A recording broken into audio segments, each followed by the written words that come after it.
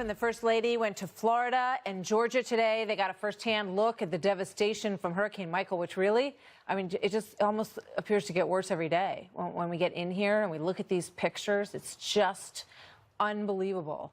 The president described it basically that way. He said it was hard to believe. Tonight, the search for the storm victims continues at this hour as many in that region mark their 5th day.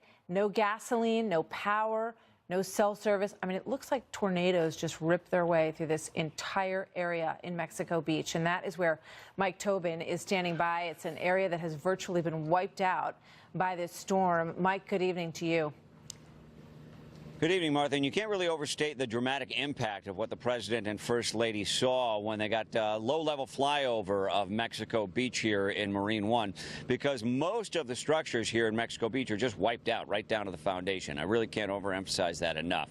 When they landed, they went about 25 miles northeast of here to hard-hit Lynn Haven. The president and first lady, along with Governor Rick Scott, handed out water. The president remarked that the U.S. hasn't seen a storm like this in 50 years. And he praised the hard work of the recovery teams and the first responders. These are some of the people that make it work, and they have made it work beautifully. You've seen the job they've done. Everybody has been incredible. FEMA and first responders, everybody, law enforcement. It's incredible with the power of this storm.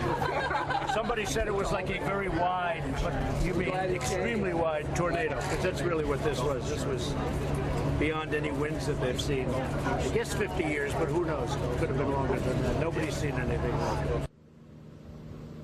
The search and recovery teams have been working through this brutal heat.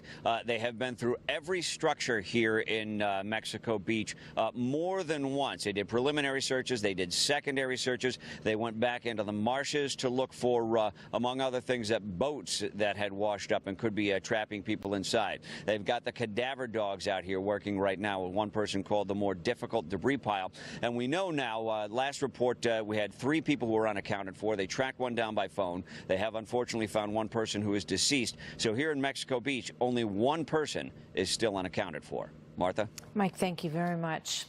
So up next, do the results of Elizabeth